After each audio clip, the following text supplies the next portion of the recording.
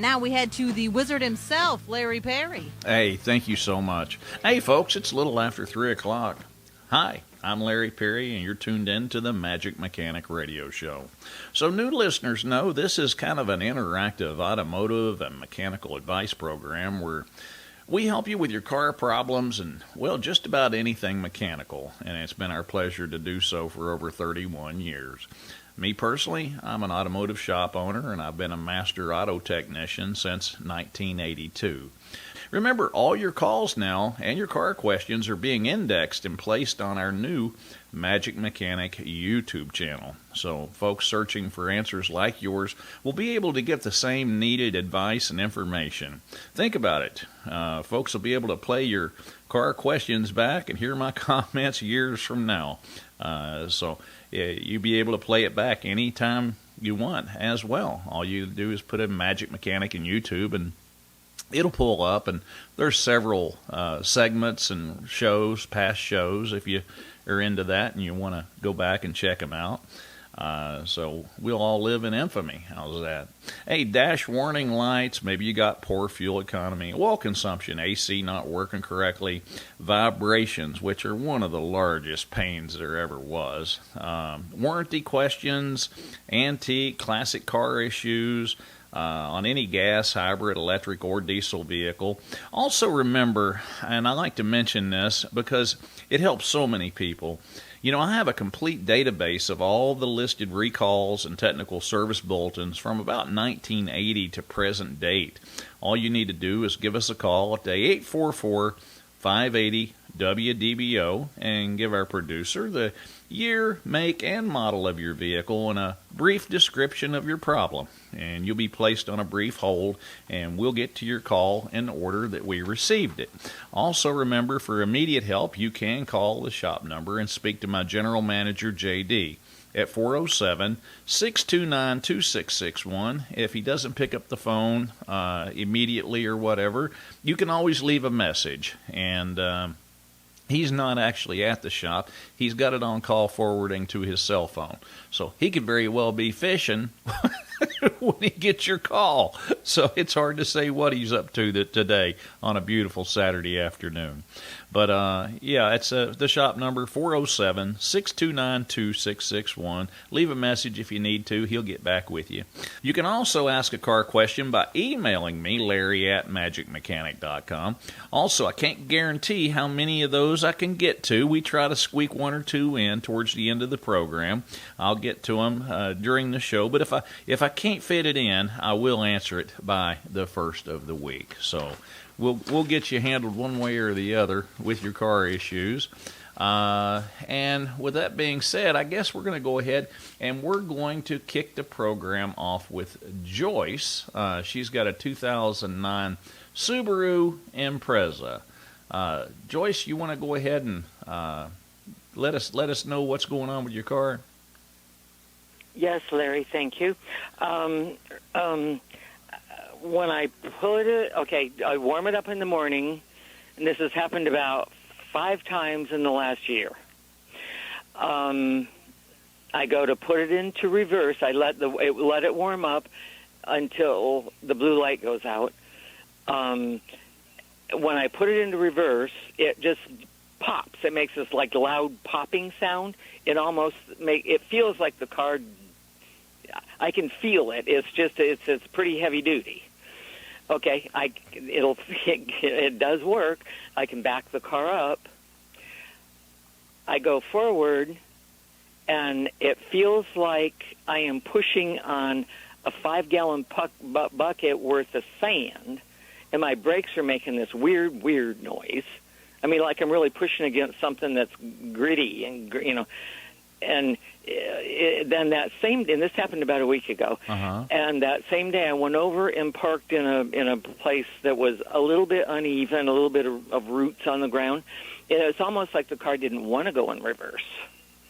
I finally got it into reverse, and then it was fine. But there's something about going into reverse, and when I have trouble with it, my brakes do weird things. Jeez. Joyce, do you have a check engine light on by chance? Or a traction control or ABS light or anything like that? No. No dash lights at all. No dash warning lights. Well, that's kind of a weird one.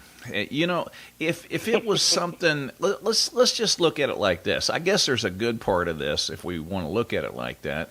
If there was something inside the transmission that was actually causing a problem, you know, where something was grinding and maybe there was some metal throughout the transmission, if it got attached to any of the magnetic sensors in the transmission, it would definitely set a code. So that's a good thing. You don't have even a service engine light on. You know, so this could be something that is brake related or traction control related. A lot of times, your ABS control module can do some really strange things. It's like this. When you have a vehicle that's got a sophisticated traction control, anti-lock brake system, stability control, everything going through an ABS module, if there is a fault with any sensor, wheel speed sensor, anything along those lines, it can cause a car to do some pretty strange things, especially a Subaru. You know, I'm really not going to be able to give you a magic answer on this one. You know, it would be one of them situations where I would actually have to drive the car and experience what you're dealing with in order to be able to advise you correctly with this. But, you know, with what and all that you've got going on with it, Joyce, I'm going to tell you, the sooner somebody, you know, that a qualified technician takes this thing for a ride, and if it doesn't do it, you know, when you take it into a shop, you may want to try to plan on leaving it overnight, so maybe they can drive it, you know, first thing in the morning when it's cold, so hopefully they can experience the same exact thing that you have. As far as me sitting here telling you what I think it is, I couldn't even do that under the circumstances because I haven't had this particular issue with that car to date. And I don't even want to, you know, there's just so many things. You know, the ABS, there could be something in the transmission. It could be a broken mount. You know, there's just a lot of different things. Now, one thing is if there is no check engine light or service engine light on, and there's no code stored, when we would scan a vehicle like that, it will tell us if there's anything historical that has been going on with the car. Your computer system has a memory in it, so there's a lot of information we can actually extract out of it when we go to looking at the data stream on it. So, but under the circumstances, I'm concerned about it enough to definitely get it checked. Sooner the better with it, Joyce. I appreciate you being our first call today. You have a great weekend. Thanks. Bye. All righty, let's go on to John now. And John, real quick, go ahead and tell him what the problem is, and we'll have to break in a couple minutes here. But go ahead, John. Hello there, Larry. Regular customer here, regular listener, John in Orlando. And I have this nice old 2003 Dodge van, Ram van, and I was up north visiting some friends, and it started dripping oil out of the front, like the front seal or something. Annoying little drip. It's 155,000 miles. It's a 5.2 engine. It's been Amsoil front to back for a dozen years.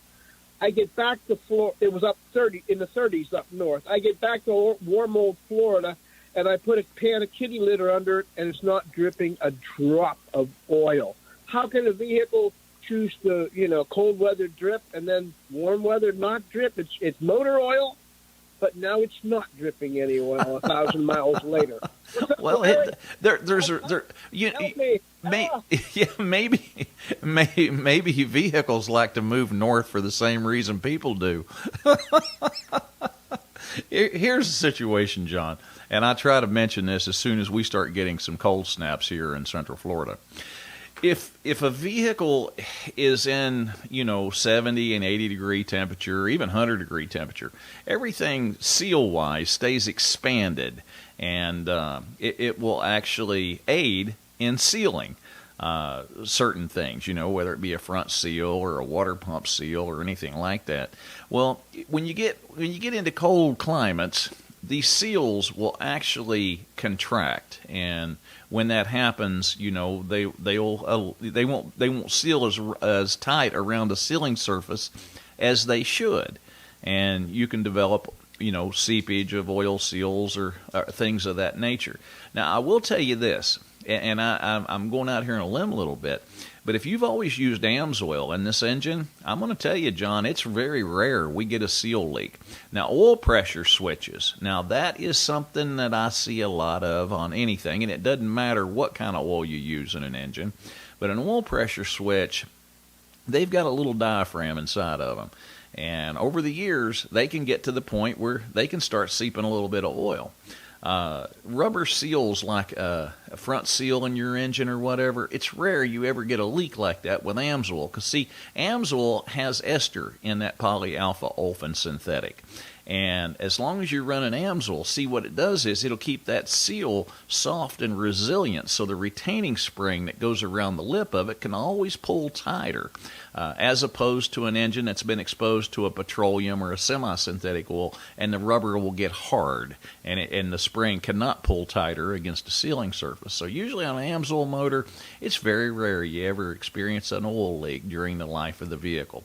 But the good news is if it is a front seal, you know, that's a lot easier than having to pull the transmission out of one or drop the oil pan like you would on any other engine. You know, front seal, you'd pull the belts and the crankshaft pulley out of that 5.2 and pop a new seal in it and call it a day. So it's not a huge job, even if it has to be done. Your best bet is just keep a good close eye on it. And if you do see any seepage underneath the car, then, you know, get it in, and we'll go ahead and make 100% sure where the leak is actually at. Hey, we appreciate your call. And John, listen, you're one of my best callers because you're also a customer. We appreciate that too. You have a great weekend. Hey, what you got going on, Dave? So thank you for your help. My 2009 Xterra started about 150,000 miles. It would begin to run rough. The tachometer would drop almost to zero. It would die if I didn't pump the accelerator. Then the vehicle dynamic control light would indicate that it disengaged, and the slip light would come on. And then the transmission would bang. I'm pretty sure it was the transmission would like change gears, shift down, and cause a violent jolt. And then the car would either die, or if I could manage to keep it running long enough to get to a safe place or get it off the road, then it would die. I could leave it set a few minutes, maybe several minutes, crank it back up. I might get 4 or 5 miles down the road, and it would repeat. So the mechanic, first time around, pulled the codes and determined a O2 sensor was bad. Replaced it, and the car seemed fine for a few hundred miles. Same symptoms would repeat. The next time, maybe it would be the camshaft sensor would indicate on the computer. They'd take care of that, and it would seemingly be okay for a while. This went on for 10 or 20,000 miles over several chances. And then ultimately they zeroed in, I believe, to the catalytic converters being jammed up. So once that was resolved, and they had to go through either 2 or 4 catalytic converters, I'm not sure what the number was on that. But now that vehicle seems to have been cured of that particular problem. But now my 2013 Xterra with the same drivetrain and engine at 70,000 miles has just begun the same symptoms all over again. Is there something unique about this vehicle? Dave, it's really hard for me to sit there and say if everything that was done on the one prior was all warranted or not. There's really, when you get a problem and somebody's threw that much stuff at it, my first impression is that they probably fixed it just from sheer dumb luck. For it to have gone on as long as it did and as many different things, first thing I would think of is somebody telling me a story like this is that you had a rodent problem. Yeah, a rodent problem, where first thing we would start doing is looking at the wiring harness, especially in some really tucked in, far away places for, rodents will get into a vehicle and eat the wiring harnesses up. Next thing you know, you've got wires touching that shouldn't be, and you'll have all kinds of crazy issues like this. So as far as it being common and that many things to get it resolved, no, that's not common. So the newer one that you're having that type of problem with, it depends on the technician that's looking at it and what he sees on a data stream and how well he is versed on interpreting that data to know exactly where every sensor on that vehicle is supposed to be. And then you make determinations on whether you got a problem with a circuit or a sensor or whatever. But, those are, other things that you would wind up in a situation like this is if you had a bad connection maybe going into the PCM computer, the powertrain control module, or, that the wiring harness maybe is deteriorating internally, or a bad PCM, the computer itself. Those are all things that could, be a chain reaction type of thing. But normally it doesn't take that many things and that many repeated catalytic converters and that sort of thing. So me as a professional tech, I sit back and I have to be a little bit spectacle of what you're, everything that you've been through. So I really, there's no way for me to judge the competency of who's been working on the vehicle. And that's why we do this show, is because, all shops are not created equal, and nor are the mechanics that are under the roof of that shop, So I'll tell you like this, Dave, on this next one, listen, you're more than welcome to swing by Magic Mechanic. We don't want to steal anybody's customer under no circumstances, but I'll be more than glad to put a scan tool on the vehicle and actually tell you what codes are in it and give you my opinion. And then you're more than welcome to take it to your tech and let him take a look at it and just kind of compare what you get explained to from one to the other. And just make sure that you're not throwing money out the window or sending a mechanic to school, basically, that are trying a bunch of different parts on your vehicle at your expense.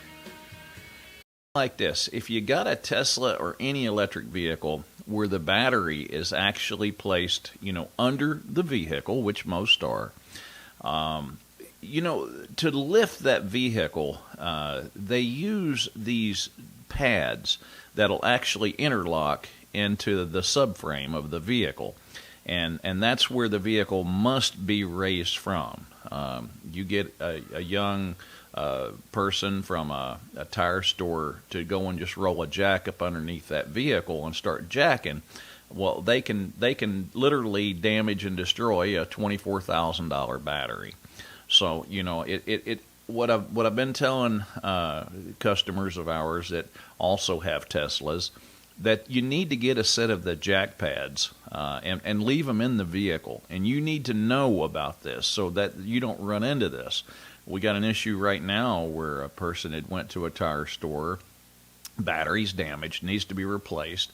If it would have been where they had driven over something and hurt the battery, it would have been a different story. But this was maliciously done by somebody that was inexperienced. And here they are now faced with the purchase of a new battery, and their insurance company doesn't want to pay for it.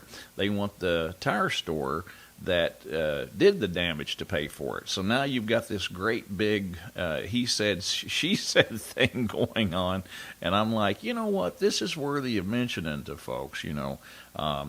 Those jack pads are not that expensive, and that little bit of knowledge that I may have just inadvertently given you, that you have to have these jack pads to lift these electric vehicles.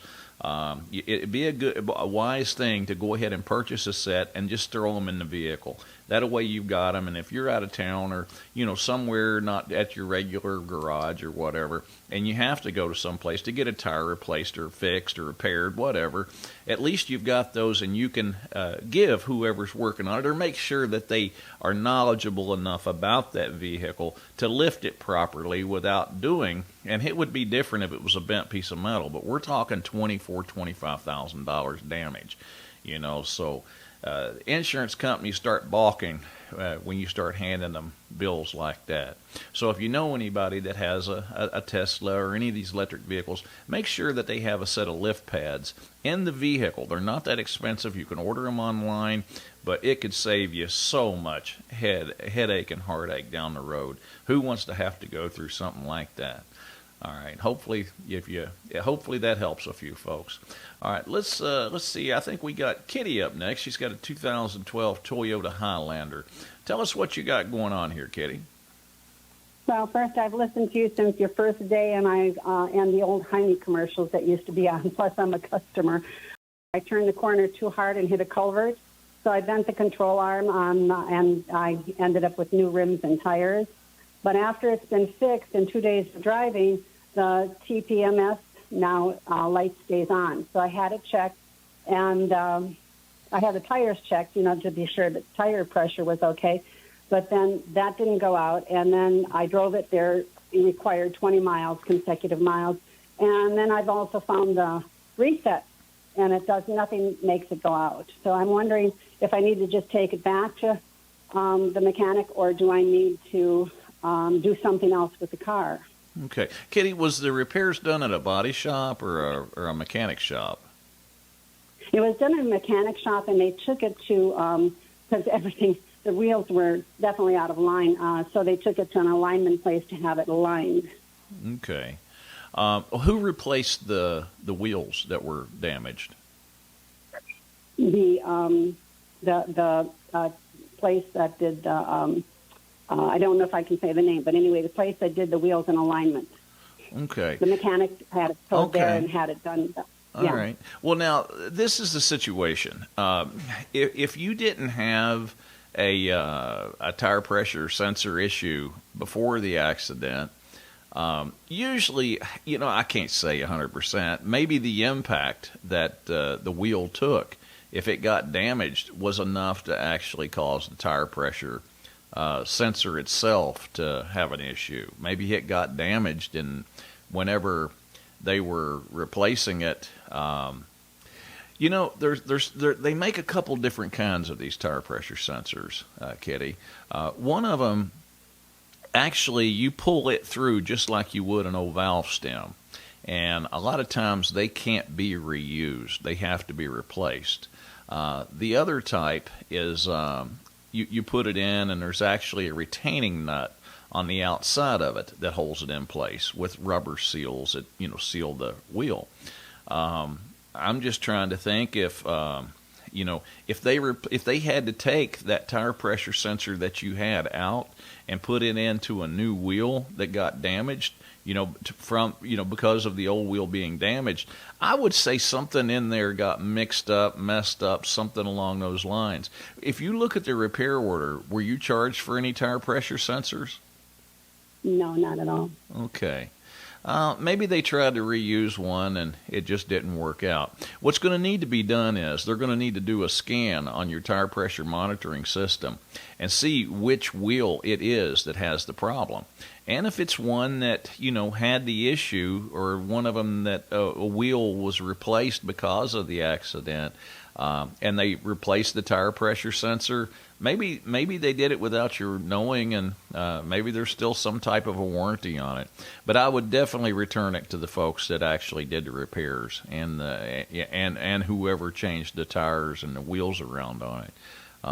But have them go in there and scan it. I don't think it's a great big deal. It's probably just, they may have tried to reuse the tire pressure sensor that was in there. And some of them just aren't made to be reused, Kitty. And I'm thinking that when they pried the old one out and they pulled it back into another wheel, that something happened with it, and that's probably what's giving you your problem now. If it was covered under insurance, they can always file a little claim or a supplement from something that had to do with that accident, and you should be able to get that covered at no charge to you. Your insurance company should take care of that. Because it was part of the same, I would, assume it was part of the same accident where you had the other issues. So call your insurance company up, tell them what you got going on, take it back to the shop that did the repairs on it, And what'll happen is the adjuster will get a hold of the shop, and if there's any other charges, the insurance company will usually go ahead and just cut them a check for it. So it's just a supplement, and it happens all the time. You know, repairing accident vehicles is not a perfect science, and a lot of times you'll have a little issue or something like that that needs to be addressed after the fact. So in this case, it shouldn't be any different than that. Just take a deep breath, call your adjuster up or your insurance company up, explain to them what's going on, also call the shop up, make an appointment, get it in, and I'm sure it'll all work out. I appreciate your call. You have a great weekend. All right, thank you for that call, Kitty. Let's move on now to Jack, who has a 2015 Ford Lariat that he just bought. So go ahead, Jack, and tell Larry about your new truck.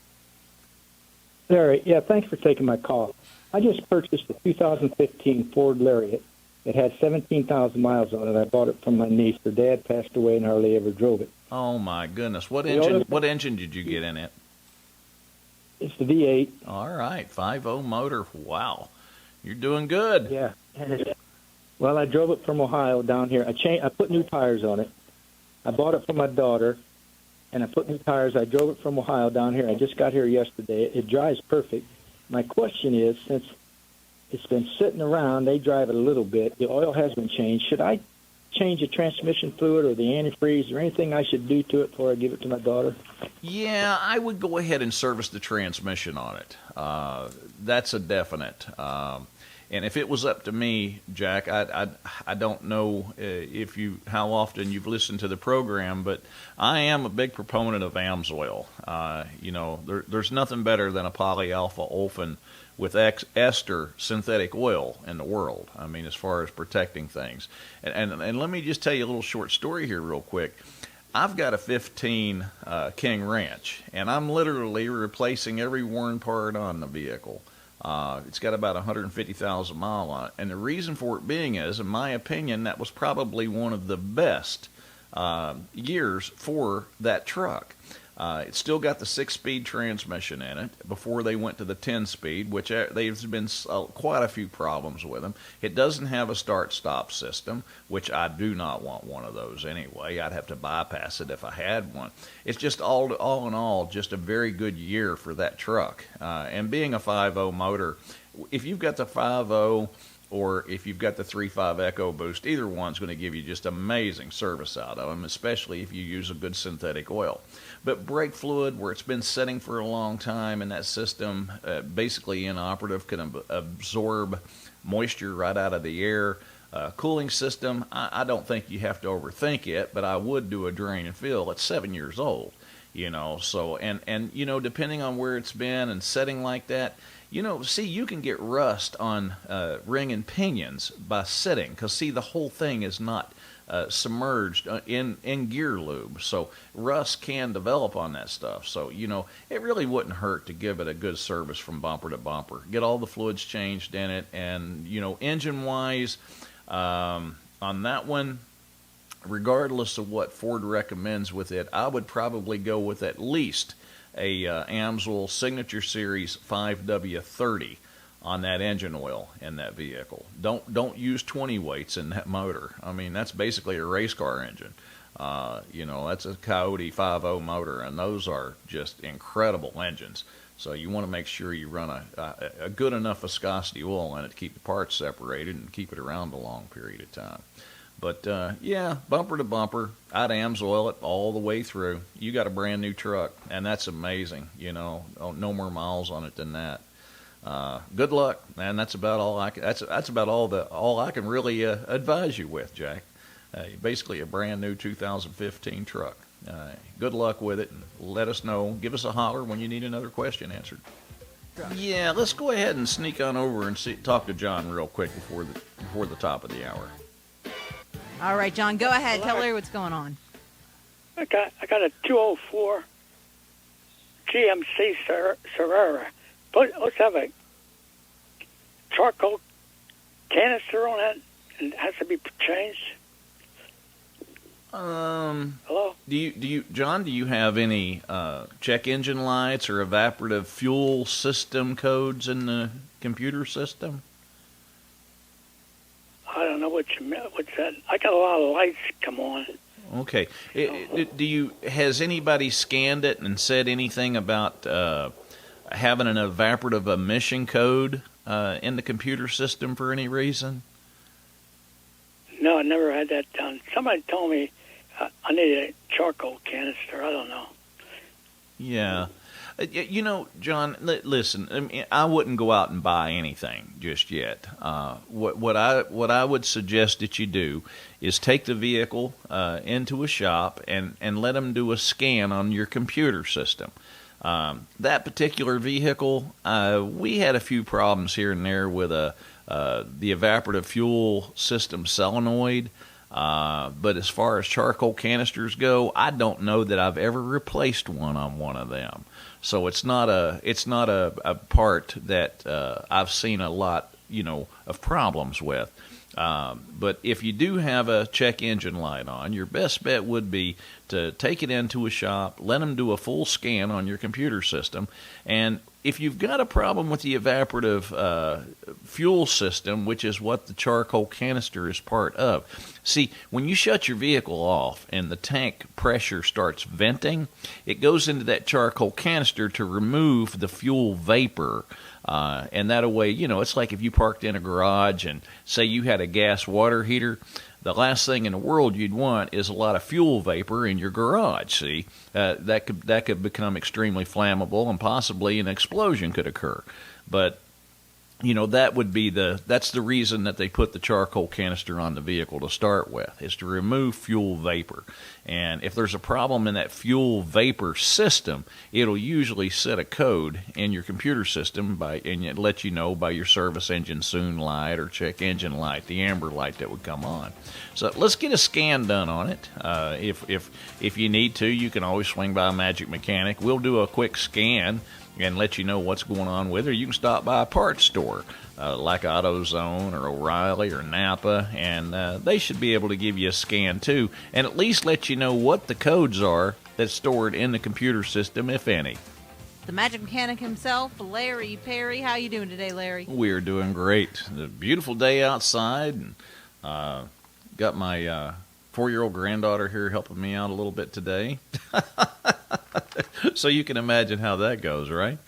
Hey, welcome to the second hour of the Magic Mechanic Radio Show. It's a show where you call in, you ask your automotive question, and you can't beat the price because it's absolutely free.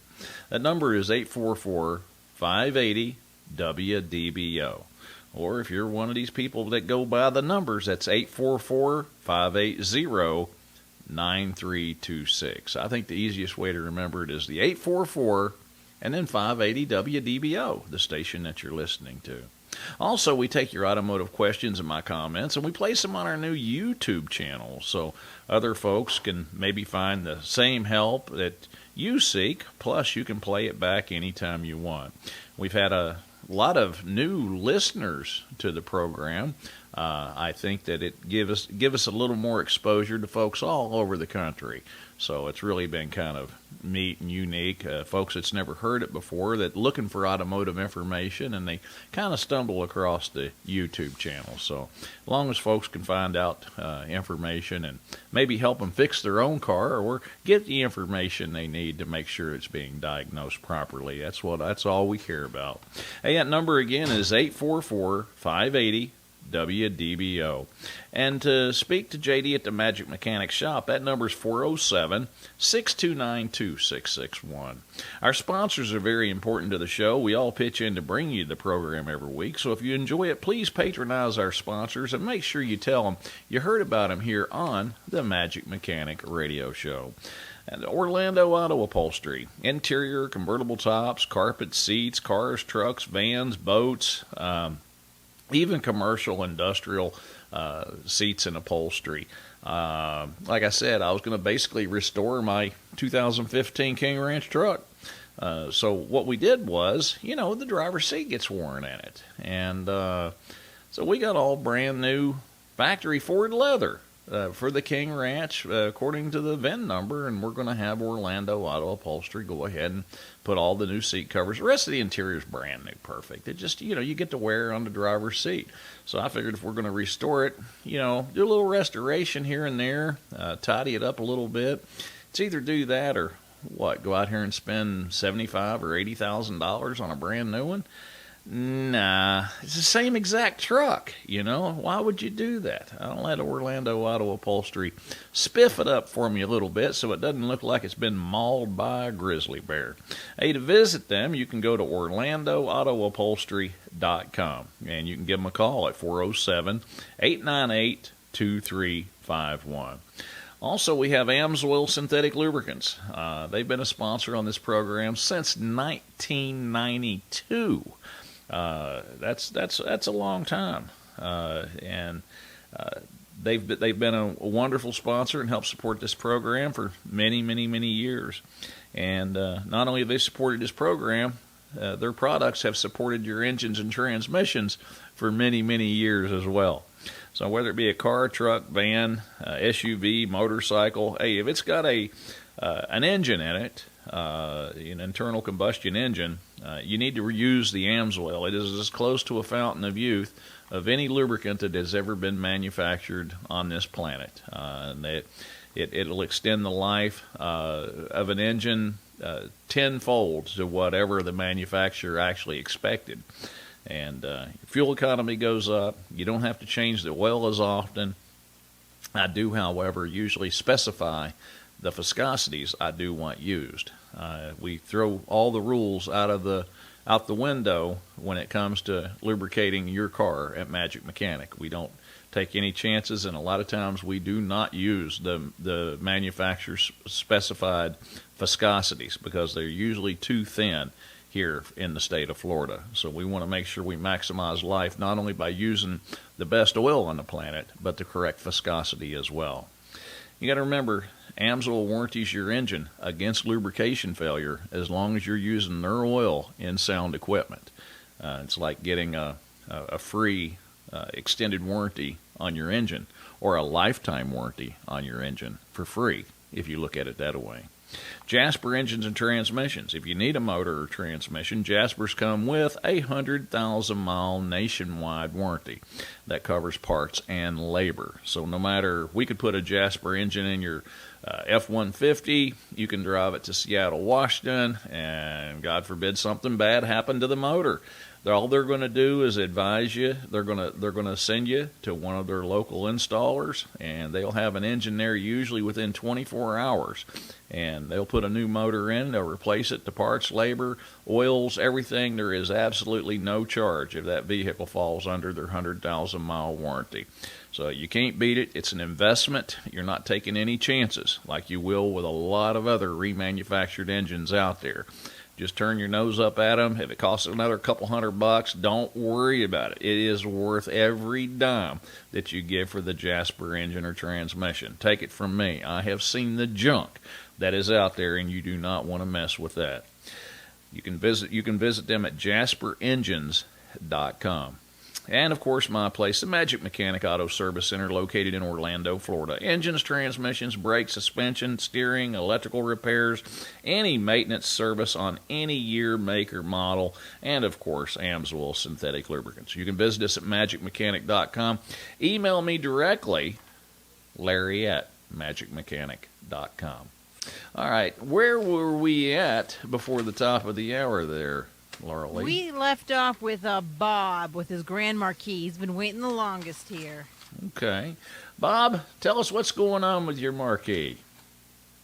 Yeah, it's a pleasure speaking to you, Larry. Been a long-time listener. Oh, thank you. I've got an 02 Grand Marquis. It's got about 140,000 miles on it. Okay. And recently it started sporadically flashing both the ABS and the brake light. Now, my regular mechanic tells me not to worry about it. It's not really something that's a great malfunction, okay? What's your opinion on the matter? I don't have any check engine lights. You just got brake and basically, yeah, I basically have a number of vehicles, I'm old and retired. I don't drive them all every day. Every couple months or so, I'll switch to a different vehicle. Maybe put 2,000-3,000 miles on it, put it up in storage, and move on to another one. Yeah. Bob, since he told you not to worry about it, did he at least tell you what it was that was causing the problem? He didn't, because I didn't go see him. I talked to him over the telephone. He's serviced the car basically since it was brought to Florida, which is about 5 years ago. Yeah. Well, I know it's somebody that you trust and all, but this is the situation. If he hasn't even bothered to hook a scan tool to it, I don't know how he can just, know that it's still okay to drive. I would never tell anybody something like that, Bob. It's like this. Somebody at least needs to scan this thing. There's a reason that ABS light and brake light's on. All right, see, if your brake light comes on, that's an indication that there is air in the hydraulic system. Like there may be something leaking in the brake system itself, a brake line, or maybe you got a master cylinder that's going bad and leaking brake fluid into the brake booster. There's a lot of different things that'll cause that brake light itself to come on. That definitely needs to be inspected, visually inspected, not just an opinion over the telephone. The ABS light can come on for a multiple amount of reasons. A lot of times they'll come on in conjunction with a brake hydraulic failure light like you've got. Wheel speed sensors, ABS control module, those are all things that can also, stability control, that can cause the ABS light to come on. Me personally, I'd like to have a little more clarification on it. I think I'd call him back and I would inconvenience him enough to take the car to him and at least let him do a quick scan on it to find out if it is safe to drive. You could have a wheel speed sensor setting a code because the hub bearing is bad on the thing and the wheel ready to come off of it. That's why I'm saying, a over the phone diagnosis on this is not right. I would not be comfortable with that whatsoever. Not without at least doing a scan on it and seeing why those lights are actually illuminated. But Bob, get it into him. Call him up. Get it to him, and at least let him do a quick scan on it, just to see if it is anything major. Taking, I don't think you'll have a problem, and it's safe to drive over the phone. I don't think that's good. That wouldn't be good enough for me or any of my customers. I'll put it that way. Inconvenience him. Call him up. Tell him you're going to bring it in. You want to know why those lights are on. And then if you have any questions to follow up, then you give me a call back here next week. Larry, we had John up next about his Camry. He's got a weird problem with his Camry's dashboard. All right. Hey, John, go ahead and tell us what you got going on. Hey, John. Barry, thank you very much. But the dashboard, all from one side to the other side, as soon as the car gets, the windshield and the inside gets around 85, 180 degrees or 90 degrees, the whole thing turns into beeswax. That's just Play-Doh up there. And you can't put anything on it; it just sticks right to it. And I talked to somebody, and they said, "Well, just scrape it off." Well, I tried a little corner, and it goes right down to the cardboard. Yeah. I was just wondering, is there an alternative? Is it a defective dashboard, or I don't understand? It's a defective dash. Now, I will tell you this, and this is, and I try to mention this as often as I can. It doesn't come up very often, but when it comes to a dashboard, I always tell folks, stay away from these, a product like Armor All or any of these interior wipe type treatments that you just wipe the stuff and it looks brand new again. Well, no, it don't, because see, the stuff like that was never made. Your interior does not come from the factory all shiny. When you put something like that on a dash, what it does is it'll intensify the UVs of the sun's rays, and it'll literally just turn the dash into a glob of goo. Plus, at night, you don't want a glossy dashboard that's going to reflect oncoming traffic headlights. And so your dash is not supposed to be, glossy by no means. But that is a lot of times what we see that actually starts creating problems like this. There's nobody that gets any more upset as my wife takes her car into a car wash and come back with the dashboard gleaming shiny. That right there is a telltale sign that somebody put some sort of a dressing on it that they shouldn't have. And I'll usually send her right back and tell them to remove it, or they can replace the dash when it cracks. But that's usually what causes it. Now, that being said, Toyota and Lexus had some faulty interior components from about 07 up to around 14 or 15, if I'm not mistaken. And even if a vehicle was several years old, they were replacing door panels and dashboards and center consoles and dash parts on several Lexus models and some Toyota models. And they were doing this out of the goodness of their own heart, which really was just an incredible thing that I've seen a car company do. Even if the vehicle's 10, 12, 15 years old, they were replacing this stuff for free. And this wasn't nothing that was made. They were not made to do this by any safety feature or National Highway Traffic Safety Administration. They were spending countless millions of dollars replacing a lot of faulty interior parts. Now, what I would do if I was you, I would start looking online to see if there is some sort of a special policy adjustment that they were offering. Now, they did this on a lot of the Lexuses, almost all the models. So I know that there was a few Toyotas by year that they were replacing faulty door panels and door handles and consoles and dash panels and stuff like that as well. So you may want to check and see if yours was one of the affected vehicles. And if you don't see anything online, call the local dealer and give them your vehicle identification number and just tell them to check to see if there was anything pertaining, any special policy adjustment as far as replacement of the actual dash itself. You'd be surprised. If it was any other car company, I'd probably tell you don't even bother to waste your time, because if they did do a recall or a special policy adjustment, it's probably for just a year or two.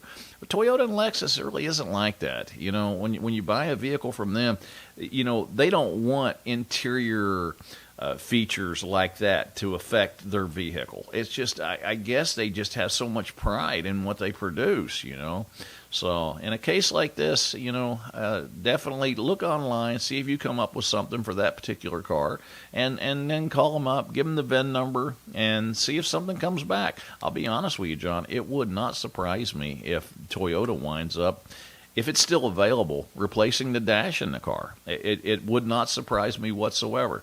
But find out if that was one of the vehicles that had the affected interior components. And if so, I'd appreciate you give us a call back and let us know what you find on that. Thanks for the call. Now, every Saturday around this time, we like to go into the WDBO app and listen to some of the open mics y'all have left. And Larry, I'm not sure if this one's quite a car question, but maybe you can. Let's see if you got any ideas about this. Larry, I have a generator. I want to drain all the gas out of it, and I have Lucas cylinder cleaner. I put my gas tank.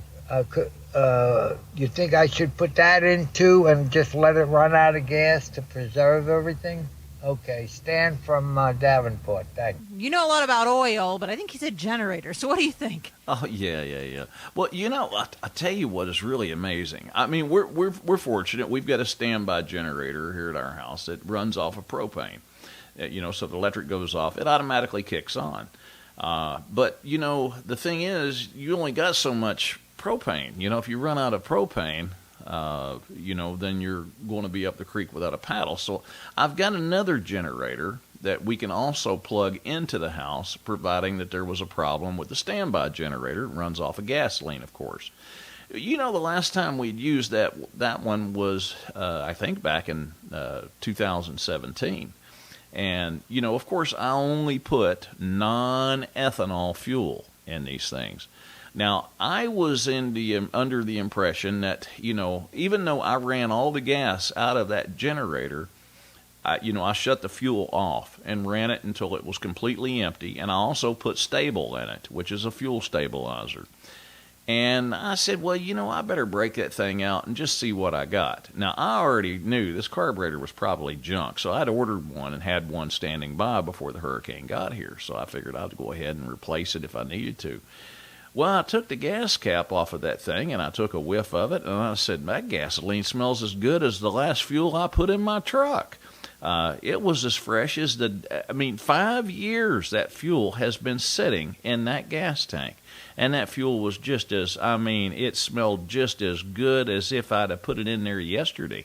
And that was by using, of course, the ethanol-free fuel. If it wasn't ethanol-free fuel, it probably wouldn't have lasted 6 months, even with stabilizer in it. But I went ahead and turned the fuel on. Of course, I had to put the jump box on it. It's a big electric one, big generator. So I put the jump box on it and hit the start button. It cranked over and fired up like I'd shut it off yesterday. And I didn't even replace the carburetor on it. It worked absolutely fine, and I went ahead and tested it, and it was producing voltage without any problem. I'm like, well, I guess it's good to go. So I left a trickle charger on it and charged the battery up. But luckily for us, we didn't have to use it. In your case, if you've got anything in there other than, non-ethanol fuel, I would tell you to get whatever's in there out and let it run until it completely shuts off.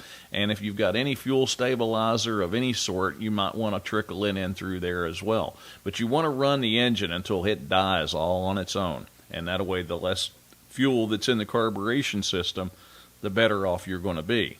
But now, if you've got ethanol fuel, ethanol-free fuel in the tank, I'm going to tell you, load it down with some stabilizer, and I wouldn't get rid of what's in there until I'd leave it in there until probably the end of November, maybe the end of December, and then remove the fuel out of the generator. Because we don't know what else we're going to get the rest of this year. And, we've had some, over the years and the whole scheme of things, we've had some very late, on into November hurricanes. Hopefully we don't have to face anything like that, as devastating as this was to the west coast of Florida. But I'd leave it in there for a few more weeks. There's still a couple tropical disturbances here and there that you'll see on the weather, and you don't know when they're going to turn into a hurricane. It may become this way. So let's hold off for maybe another month or two. That fuel's not going to go bad, by the end of December. Let's just hold off and wait until then. And if we don't get anything by the end of December, maybe after Christmas, we'll just take a little time, go out there and get all the fuel out of it. But make sure you turn the fuel off or whatever, and run the systems until they run out of gas. That's very, very, very important. I appreciate the open mic, and hopefully that not maybe helped you, but maybe helped a few other folks out there wondering what to do as well. All right, let's move on to some callers here. Ernie, you've been waiting patiently for a long time. Go ahead and tell Larry what's going on with your Ford Ranger. Yeah, hello, Larry. Thanks for taking my call. I have a 2019 Ford Ranger that the stop-start feature quit working probably about 6 months after I bought the vehicle new. Now, I still have a couple of months on the warranty, but when I've taken it in to the dealer, they say, don't worry about it. You don't need that feature. And I kind of get that, because as I understand it, the feature is just there for gas saving. And quite honestly, I'm getting good mileage, so I'm not concerned about that. But I guess the other thing is it possible that not working is an indication of a bigger problem? And so while it's still under warranty, should I really press them to get that fixed? Or what's your thought on these stop-start features that these vehicles have? I hate them. Me okay. Personally, I absolutely despise them. yours is in a situation where you can start your vehicle up and disable it every time you start the vehicle up. That's how it's designed. And remembering to push an extra button in the car is the biggest, or in a vehicle, is just the biggest pain. I can't stand that. That's my preference. Everybody isn't going to be happy with what I deal with. But now, as far as a feature, you've got a really good point there, because, Ernie, it's like this. If you've got a feature in the vehicle that is inoperative and it's not working, you got to look at it like this. If you were to take that vehicle and trade it in, would you be penalized for it? Is there going to be a devalue type of situation here, a diminished value issue on a particular issue, that your truck has? That if it's there and it's supposed to work and you want it to work, the last thing I can imagine Ford telling you, oh, don't worry about it. Oh, problem is they may not have anybody in the dealership that can diagnose it. Who knows? In all fairness, there's a fuse that blows on them. I would definitely tell you to have that checked.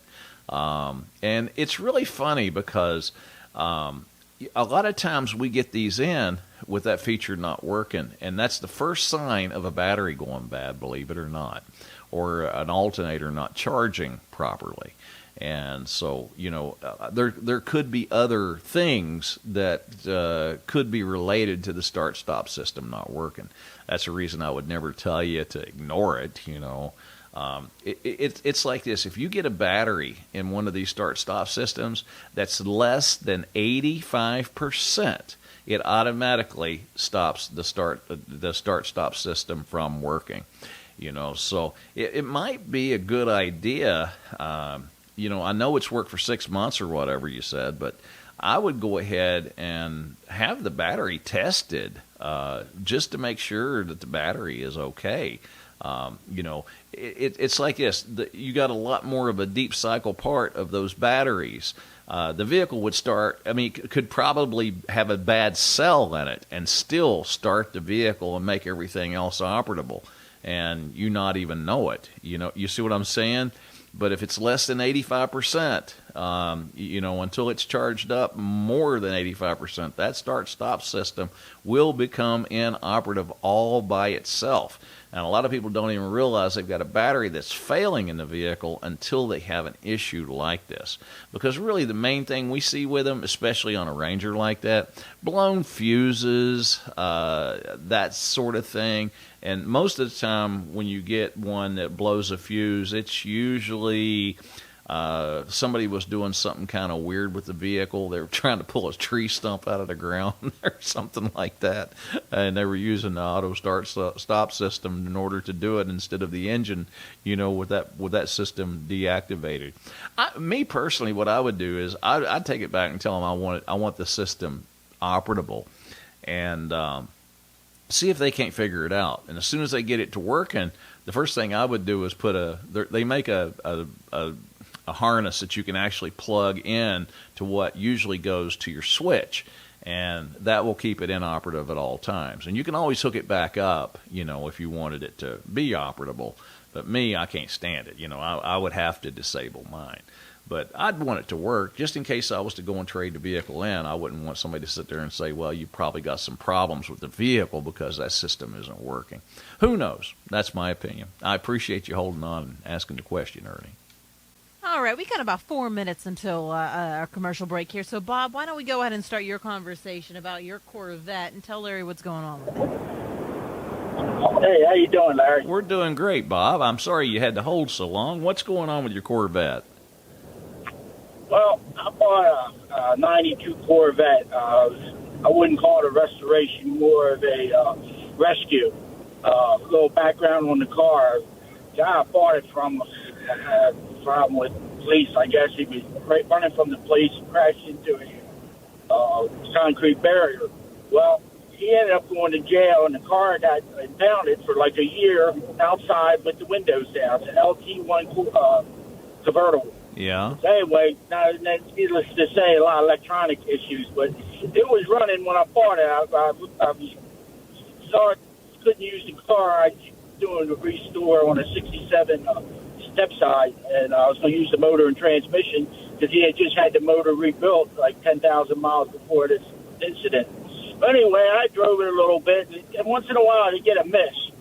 So it got worse and worse over time. So I thought maybe it was electrical. So I changed the plugs, pull back, checked the wires, not that. I'm thinking sitting outside out that time, the gas, I wouldn't press gas in it, but anyway, I changed the fuel filter and the fuel pump, and it's just as bad and it's getting worse. I have a tech. I'm retired from General Motors. I was a tech for 20 years working on vehicles after built stuff. I had my own tech too, but this has a tech, tech 1 generation. I'm thinking maybe injectors, but I'm just tired of putting money into things. See what you had any ideas. Yeah. Bob, this is the original LT1 motor that's in there, right? Correct. Okay. Well, public enemy number one on those, you could have some injectors that are sticking up or whatever, but if it's running and idling halfway decent, some fuel system cleaner will probably help that. What I always ran into with these was the OptiSpark system on the front of the engine. We would get them in with the water pumps maybe seeping a little bit, and they get antifreeze inside them OptiSpark systems. And next thing you know, you got, but pretty much exactly what you're describing there. You getting some erratic misfires and that sort of thing. And you've replaced the plugs and everything on it. And coils. I'd put another OptiSpark system on it if you haven't already. And then go and, really take a good look and make sure you know what your fuel pressure is. You probably should be up to around 40 pounds. And with a gauge on it, go wide open throttle with it and make sure it's not, bogging down. You're losing pressure during, high RPM. But the OptiSpark system on that distributor that runs off the front of that motor there, actually it runs off the cam gear. It's just a little extra gear set they've got on the cam gear for your timing chain. Is what turns that OptiSpark. And it's not a big deal. It's not a hard job to take care of, but I will tell you this. Make sure nobody bumps the daggone starter over or anything, or you turn that engine over while you've got that off the front of the car. And it is going to have to go back in exactly how you pulled it out. But OptiSpark on those, that's public enemy number one. If you were to Google that car and OptiSpark, you're going to have all kinds of different responses and problems, because they really only used that for just a short period of time, just a few years, and then they went to a different ignition system altogether. But on that one there, that OptiSpark, yeah, that was a pain. And there's a lot of updated ones. The OptiSpark, if you go to replace that, there's a lot of different manufacturers that's built. They've rekindled that whole entire system and made it a whole lot better as far as replacement parts go on it. So take a look at that and see what you come up with. But I'm pretty sure the OptiSpark on that is what's giving you your ailment. And Larry, why don't we go ahead and get Antonio in before the end of the show? Well, let's try to get them both in. Let's get to work. Lightning round. Go ahead, Antonio. Quickly tell Larry what's going on. Oh, hello, Larry. Thanks for taking my call. How are you guys doing? Good. Good. I have a question. I have a 2012 Honda Odyssey. It's a minivan. And we replaced the spark plugs back in January at 92,000 miles because it was misfiring. And they thought, we could replace that. It did take away the problem, and they did a software upgrade. And back in June of this year, we did replace the alternator, but now it's misfired again last month, 10,000 miles later. And we drove it for only about less than 10 miles at the speed recommended by the manual, about 30 miles to 35 miles per hour, and the misfire disappeared. And initially, I brought it to a shop, and when the light was still there, the check engine light was still there, it said the misfire of cylinder number 2. Okay. And disappeared. A few hours later, And when I brought it to the dealership again, and they said it's still the history of cylinder number 2 misfire. So with brand new spark plugs and a brand new alternator, the suspicion was probably a possible leak in the ignition chamber from the oil side, or it could be something else. But all the pistons are gone. Yeah. See, if those spark plugs set in recessed cavities that go down in through the valve covers. And if they leak oil into the spark plug chamber, what's going to happen is it's going to soften up the insulator that goes from the coil to the spark plug. And when that happens, it will have these intermittent misfires. Usually when we pull a spark plug out of a 100,000-mile 3.5 V6 motor, a Honda, usually there's already oil in there. So, it's kind of like this. All the coils need to come out of it and look for any signs of oil on the ends of them. If there's oil on them, you may as well go ahead and plan on doing the cam covers and the oil seals for the spark plug chambers. I would have probably recommended you to do that at the same time. Hey, Robert, listen, on that Mustang, let me tell you what I want you to do. I want you to disconnect your alternator. Let the car set for a day. If the battery's still up and it starts, you may have an alternator pulling voltage out of your battery. Folks, thanks for tuning in. You listeners, customers, show sponsors, the reason we do the show and have a job. You can tune in every Saturday at 3 p.m. Eastern Time here in Central Florida on 107.3 FM, HD Radio 96.52, and AM 580. Worldwide at WDBO.com, and click Listen Live, or just tell your smart speaker to play WDBO Radio every Saturday at 3 p.m. If you need help with your vehicle, you can always call Magic Mechanic at 407-629-2661. Visit our website, magicmechanic.com, or you can also email your car questions directly to me, Larry at magicmechanic.com. Until next week, be safe in and out of your car. We'll see you back here next Saturday at 3 p.m.